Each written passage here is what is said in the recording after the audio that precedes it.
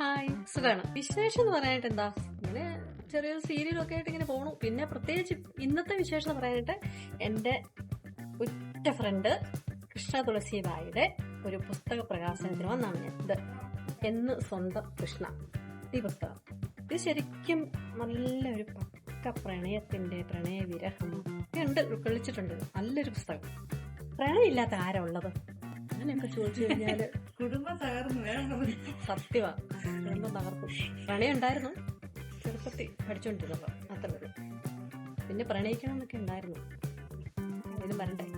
പണ്ടത്തെ പ്രണയം എന്ന് പറഞ്ഞു കഴിഞ്ഞാല് അന്ന് എന്താ പറയാ, സത്യസന്ധത ഉണ്ടായിരുന്നു, ആത്മാർത്ഥത ഉണ്ടായിരുന്നു, പരിശുദ്ധം എന്നൊക്കെ പറയില്ലേ.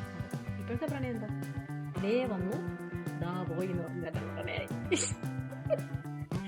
നിങ്ങൾ എന്നെ കൊല്ലും. ഇപ്പൊ ചെയ്തോണ്ട് ഞാൻ 2 സീരിയൽ ചെയ്തു.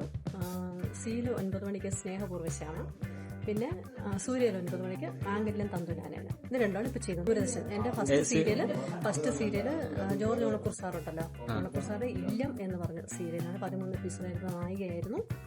അവിടെ കൂടെ അത് രസം എന്താണെന്നറിയാമോ, അതിങ്ങനെയായപ്പോഴത്തേക്കും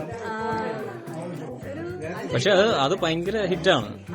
പക്ഷെ ആ സിനിമയ്ക്കകത്ത് ഏറ്റവും ഭയങ്കരമായിട്ട് ഒരു കോമഡി എന്ന് വേണമെങ്കിൽ പറയാം. അതാണ് അതിനകത്ത്. അത് സിനിമ അധികം ഓടിയില്ലേലും ഇതിങ്ങനെ ഓടിക്കൊണ്ടിരുന്നു. അത് ഇപ്പോഴും കാണുമ്പോൾ നമ്മൾ ചിരിക്കുക. ഇപ്പം ട്രോളുകാരൊക്കെ എടുത്തിട്ട് ആ പോർഷൻ മാത്രം എടുത്തിട്ട് സലിംകുമാരുടെ അപ്പോഴത്തെ ഒരു അവസ്ഥയാണ് നമ്മൾ ചിന്തിക്കുന്നത്. ഭയങ്കര രണ്ടുപേരും പതിവ്രതയും പരിശുദ്ധനും അതവിടെ പൊളിഞ്ഞു. പിന്നെ ഓക്കെ ബൈ ബൈ.